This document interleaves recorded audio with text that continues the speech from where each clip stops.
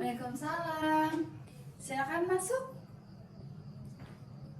Ini dengan Mbak siapa? Maria. Mbak Ria, silakan duduk. Kasih. Iya.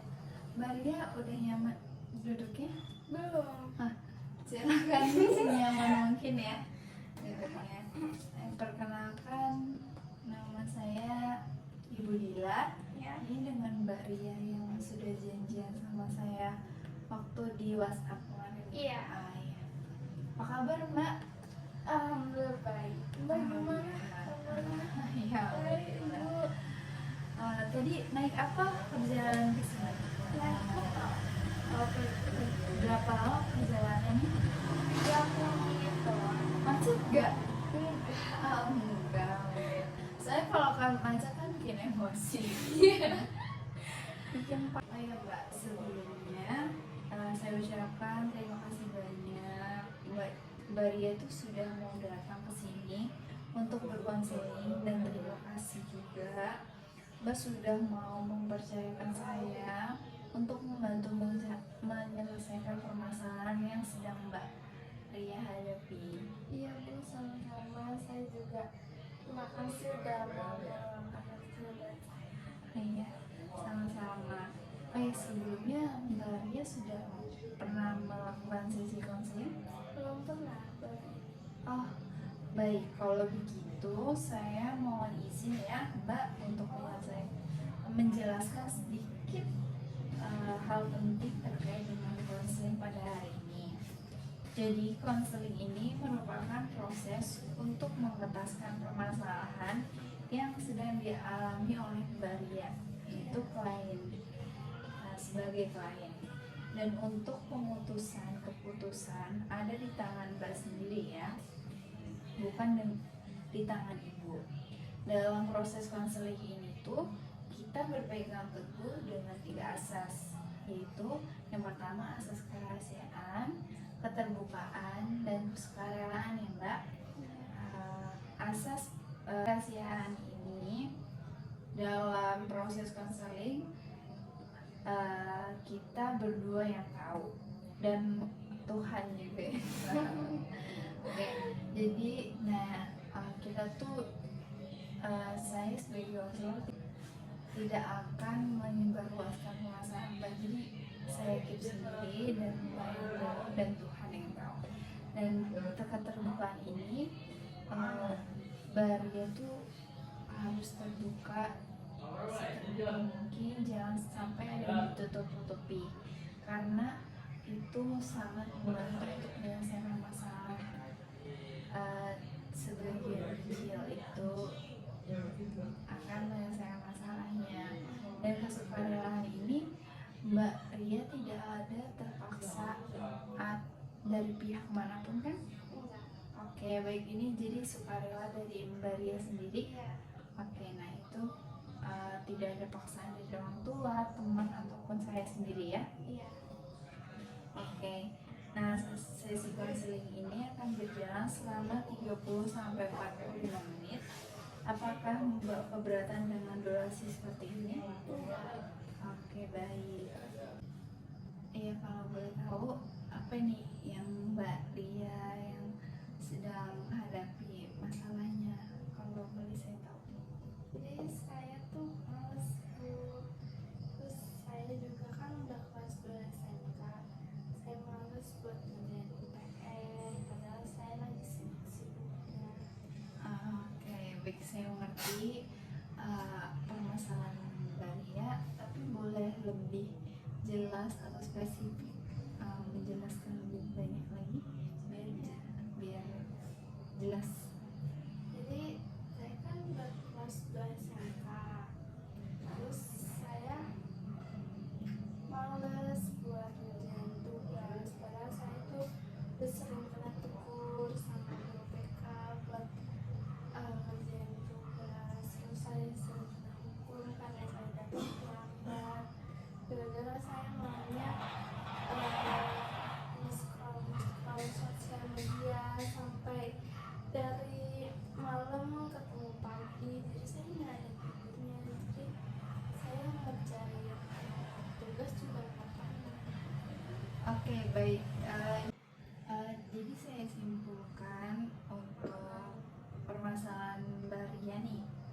Maria tuh malas belajar, Iya. efisien waktunya, manajemen waktu tidak efisien ya Iya. dalam apa namanya, pas belajar begadang, terus paginya sekolah, terus selalu scroll TikTok mungkin ya. Iya. Nah, apakah betul seperti itu? Betul. Betul Bu. Jadi kayak saya sering main juga. Terus selain scroll scroll media juga saya main keluar, terus sampai suka diomelin sama orang tua saya. Jadi semuanya kayak berantakan aja gitu. Pas di sekolah saya nggak karuan, ngantuk banget. Jadi saya sering kena hukum, sering kena bully gara-gara kayak males, gak bisa ngerjain itu. Oh, jadi Mbak Ria juga merasakan pembulian dari teman-teman karena Males. bermalas dengan Iya, tugas. terus juga salah mulu kalau ngerjain tugas. Oh, oke. Eh, jadi saya boleh tahu kenapa Mbak Ria tuh suka banget, apa yang sangat istimewa dari scroll sosial media atau bermain sosial media? Jadi saya di sosial media tuh bisa merasakan kesedihan, terus kebahagiaan. Nanti saya yang awalnya lihat TikTok yang video-video sedih gitu, saya nangis. Terus nanti tiba-tiba saya ketawa gara-gara lihat lelucon yang ada di TikTok. Oh, jadi itu merasa apa, Mbak Ria ini waktu bersosial media bisa berjangka panjang Iya. karena menonton video yang humor, yang Iya. sedih, membuat Mbak Ria ini menjadi kayak lupa waktu ya, Iya. lupa mengerjakan tugas, terus jadi bermalas-malasan, dan itu berakibat tuh nilai tugas jelek, jadinya dibully dan salah mungkin Iya. tugas. Oke, baik. Kalau boleh tahu nih, apa yang menurut Mbak Ria selain kebahagiaan atau kesedihan yang Mbak Ria rasakan itu selain bersosial media? Bermain. Jadi saya punya teman di luar sekolah, saya bermain, tapi saya juga sering dilarang gitu sama orang tua. Jadi kayak main jam 8, pulang tuh jam 9. Jadi saya nggak bebas. Jadi saya melanggar peraturan dari orang tua, terus saya kena omel. Terus jadi semuanya kayak berantakan, udah nggak ada apa ya, kayak harapan buat nilai bagus lah semuanya. Oke, baik. Saya mengerti perasaan Mbak Ria yang Mbak Ria sedang hadapi. Kemungkinan yang mungkin Mbak Ria senangi selain bersosial media itu bermain dengan teman. Iya. Tapi hingga sampai larut malam, itu yang bikin kekhawatiran orang tua mungkin. Mungkin selain bermain dengan teman, itu hanya bermain atau bagaimana? Kayak bermain. Mungkin dari hanya bermain itu bisa dilakukan dengan bermain sambil belajar ya, Mbak. Oh, Iya, itu lebih mungkin bisa mengerjakan tugas bareng dengan temannya. Mungkin selain bermain dengan teman, bersosial media, untuk produktif Mbak Ria mengerjakan tugas lebih giat lagi, mengefisien waktu lebih pas lagi dengan tidak scroll TikTok, mungkin Mbak Ria bisa nulis 5 hal yang mungkin Mbak Ria bisa produktivitas dalam mengerjakan tugas, efisien waktu, dan bisa memperbaiki nilai Mbak Ria sendiri. Coba Mbak Ria nulis.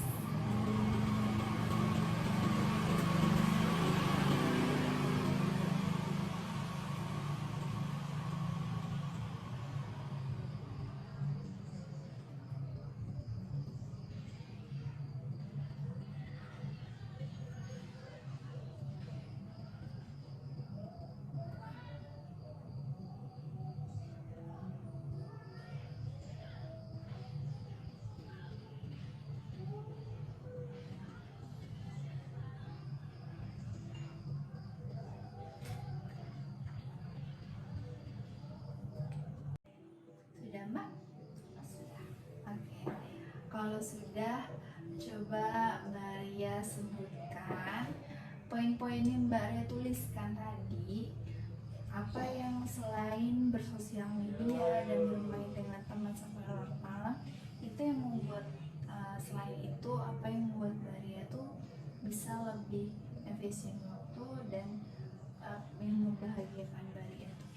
Saya suka memasak, mendengarkan musik, terus bermain dengan teman. Wah, ide yang bagus tuh. Mendengarkan musik ya Mbak. Nah, Ya, mendengarkan musik sambil mungkin bisa loh Mbak mendengarkan musik itu sambil belajar. Jadi di saat Mbak Ria mungkin bisa sambil bernyanyi.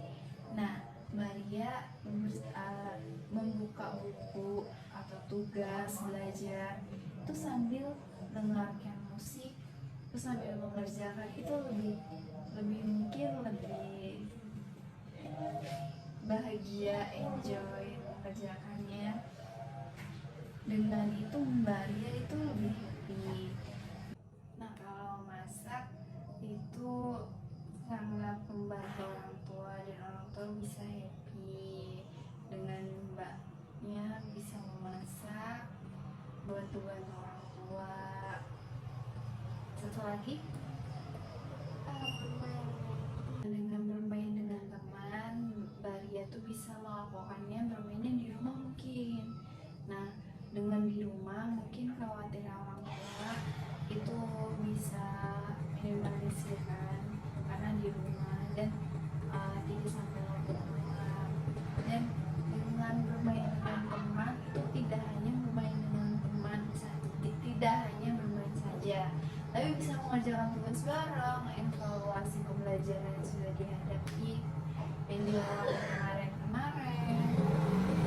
Dari itu Mbak Ria bisa dengan produktif dengan mengerjakan tugas, tidak ada penurunan nilai dalam mengerjakan tugas, dan lebih efisien waktu untuk melakukannya lebih tidak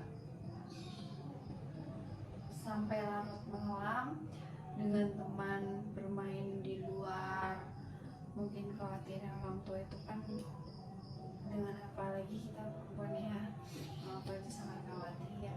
Dan itu dengan ide-ide Mbak yang tadi udah tuliskan dan sudah diucapkan itu sangat bagus, dan itu mungkin bisa membantu Mbak Ria sendiri lebih membantu dengan Mbak Ria dengan tugas lebih dikumpulkan dengan tepat, tidak dibully dengan teman karena nilai mungkin.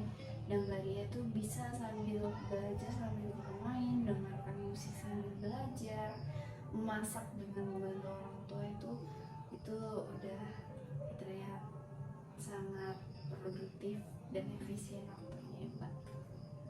saya kepikiran buat mendengarkan musik sambil belajar. Dan bagus juga tuh nanti saya bakal contoh buat di rumah biar saya lebih bagus nilainya, terus juga lebih punya banyak teman lagi di sekolah, tidak kenal terus. Dengan Mbak Ria melakukan sambil belajar sambil dengerin musik, mungkin fokusnya berkurang, tapi itu sangat membantu mungkin ya Mbak, karena tugas itu kan juga penting untuk penilaian, menambah nilai Mbak Ria mungkin di saat pengerjaan Mbak Ria ujian kurang atau mana tugas kan itu menambah poin plus gitu. Jadi sebisa mungkin Mbak Ria pun jangan lupakan tugas. Nah, buat mastiin nih apakah nanti semua ini akan Mbak lakukan atau tidak, bagaimana kalau kita terapin sistem Postman and Reward? Gimana ya Bu? Postman and Reward itu kayak jika kamu berhasil nih, kamu boleh menghadiahi diri sendiri. Nah, jika kamu gagal, kamu tuh mendapat hukuman untuk diri kamu sendiri. Misalnya, kamu menghadiahi diri kamu sendiri itu, kamu misalkan suka makan coklat, kamu boleh tuh makan coklat. Jika kamu gagal dalam dalam sistem ini, kamu tidak boleh makan coklat selama 2 minggu misalkan, seperti itu. Kira-kira apa nih reward dan plusman yang akan Mbak lakukan? Jadi menurut saya bakal bermain dengan teman sepuasnya. Kalau itu berhasil, kalau misalkan saya nggak berhasil, saya bakal belajar lagi lebih giat biar saya punya banyak teman, terus juga gak kena hukum terus jadi benar. Jadi kalau misalkan Mbak gagal dalam hal ini, Mbak mungkin hukumannya tidak boleh bermain dengan teman-temannya ya. Oke, nah perkembangan Mbak ini akan saya follow up ya. Jadi Mbak harus bilang ke saya terkait kontrak Postman and Reward ini. Tadi kalau Mbak berkenan atau tidak keberatan, bagaimana kalau kita follow up via chat WhatsApp ya? Oke. Kira-kira kapan nih Mbak mau mulai melakukan kontrak yang tadi kita buat? Mungkin bisa. Wah, bagus sekali. Semakin cepat memang semakin lebih baik ya. Nanti selama proses Mbak enjoy setiap prosesnya dengan enjoy, jangan sampai terlalu keras atau memaksakan kondisi Mbak sendiri ya. Kedepannya jangan dengarkan komentar teman-teman yang mungkin bikin Mbak bikin Mbak merasa terbuli, yang tadi Mbak bilang, dan nilai jelek atau apa. Dan mulai besok mungkin Mbak bisa memperbaiki diri dengan tadi yang poin yang Mbak tulis. Nah, cukup fokus dengan tujuan Mbak dan jalani hidup Mbak seperti biasanya. Saya yakin Mbak bisa. Semangat ya Mbak. Iya Bu, makasih. Mbak, gimana nih sekarang perasaan Mbak, dan apakah ada yang ingin Mbak sampaikan lagi? Sejauh ini saya sudah cukup lega dan saya udah gak ada yang ingin disampaikan lagi. Baik Mbak, kalau begitu saya rangkum ya tadi konseling hari ini. Jadi awal Mbak itu kan bermasalah dengan kemalasan Mbak sendiri, tetapi Mbak sadar akan merubahnya. Mbak sudah menuliskan kontrak tersebut. Kita juga sepakat untuk melakukan follow up rejecting. Benar begitu Mbak? Oke, sebelum mengakhiri konseling hari ini, saya ingatkan kembali untuk follow up. Segala bentuk keberhasilan maupun kegagalan selama menjalin kontrak tadi, lihat lewat via chat ya Mbak. Iya. Oke, sesi konseling hari ini saya akhiri. Terima terima kasih ya Mbak sudah mau kooperatif selama sesi ini, dan yang terpenting Mbak sudah terlepas dan ini kemauan untuk melepas kemalasan. Jangan takut untuk memulai, pasti Mbak bisa. Terima kasih banyak Bu atas bantuannya, dan saya akan menjalankan tugas saya dan perjanjian kita. Saya akan selalu ingat kata-kata Ibu, dan saya pamit ya Bu. Selamat malam. Oh iya, sebelum mengakhirinya, salam Mbak. Dari perubahan ini, langkah kecil bisa menjadi langkah yang sangat besar, dan semoga Mbaknya selalu rajin mengerjakan tugas. Terima kasih yang banyak ya Mbak sudah berkunjung.